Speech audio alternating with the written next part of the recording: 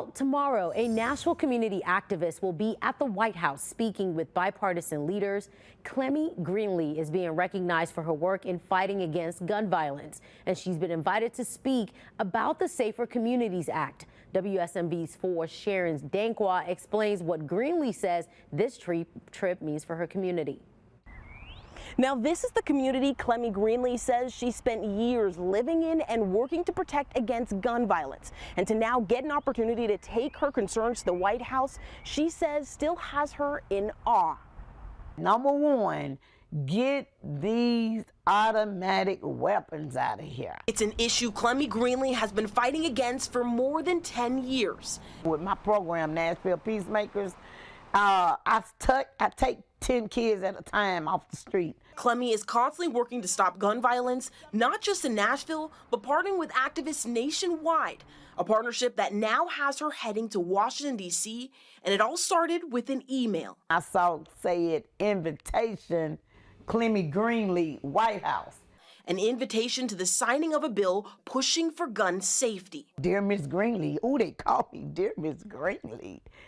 You know, you have been invited to the Community Safety Community Act, signing with the bipartisans. Clemmy, along with dozens of other community activists from all over the U.S., invited to speak to bipartisan senators as they sign the Safer Communities Act. You finally got somebody as normal as possible going to the White House. And it's for what I do, you know, all the fight I put in with the gun violence, with the safe communities not happening for us in black communities around the world.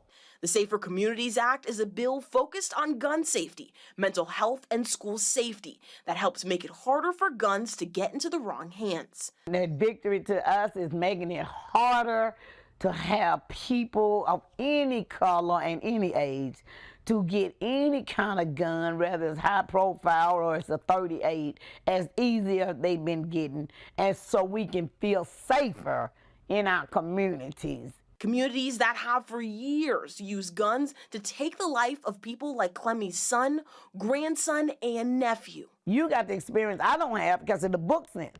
I got the experience you don't have because of the street sense. So you put us together, we can shut something down. Using her heartbreaking experience, Clemmy plans to change lives. That's history for me. I hope my grandson be able to tell his children about this one day.